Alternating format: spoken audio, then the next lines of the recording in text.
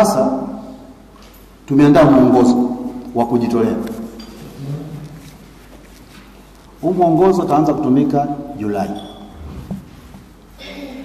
Na una vigezo vizuri sana ambavyo tumeviweka. Niwaombe nyie waajiri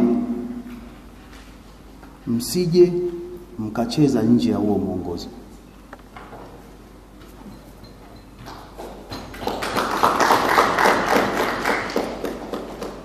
Usidhani kwamba kijana wako amemaliza SUA unasema huyu bwana ngoja aje kujishikiza hapa kwenye taasisi yetu. Vigezo vipo tulivyoviweka. Na maeneo tunayofikiria watu wajitolee kwa mujibu wa mwongozo huo, sisi tunayajua vizuri na ndio tuliolenga. Tumelenga maeneo ya nje ya miji ambako kuna uhaba mkubwa wa watumishi. Kuna vijana wamemaliza yudo, mwalimu anarudi kwetu kule Lindi vijijini kule. Huyo hana fursa ya moja kwa moja kuona tangazo la ajira leo au kesho. Lakini pale shuleni kuna nafasi. Tunamwambia mwalimu, huyu ana nafasi ya kujitolea. Peleka jina lake halmashauri wapitishe ili muendelee na utaratibu.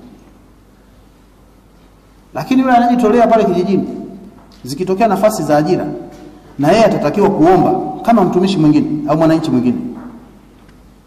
Haiwi kigezo kujitolea kwamba unachukuliwa automatically. Haimna kigezo hicho. Sasa sisi wenye tabia ya kupendelea ndugu zetu, njoo jitolee, alafu baada ya miezi 6 sasa huyu ana sifa, huyu na ana uzoefu, tumwajiri. Hiyo nafasi haipo. Hiyo nafasi haipo. Lakini la pili, kwenye taasisi ambazo tunazijua, zile taasisi zenye muscles. Hapa sisi tunahitaji hivi. Mnajijua wenyewe au mnajuana? Na Bwana Mashamba, taasisi ipi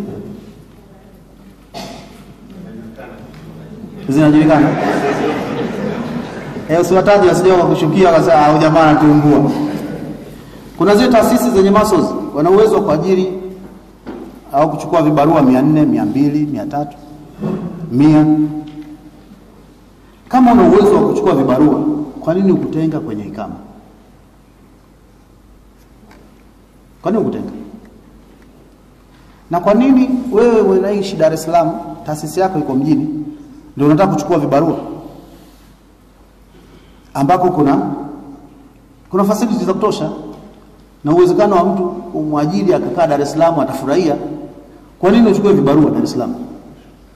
Sisi tunahitaji kibarua au yule anayejitolea aende kule ambako mazingira ni magumu. Upatikanaji wa watu wa kufanya kazi kule mwingine ni mdogo kutokana na sababu mbalimbali. Sasa nyinyi wenye taasisi zenye muscles, mkitempa na huo taratibu, tunawashughulikia. Hatuwaache kabisa, kwa sababu mtaturudisha kwenye eneo ambalo sisi hatutaki kwenda.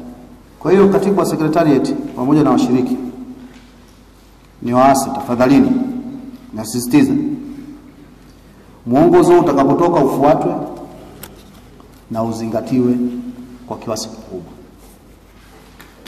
Isije mtu kadhani kwamba ni mwongozo ambao unatakiwa usomwe afu kae kwenye kabati. Unatakiwa usomwe na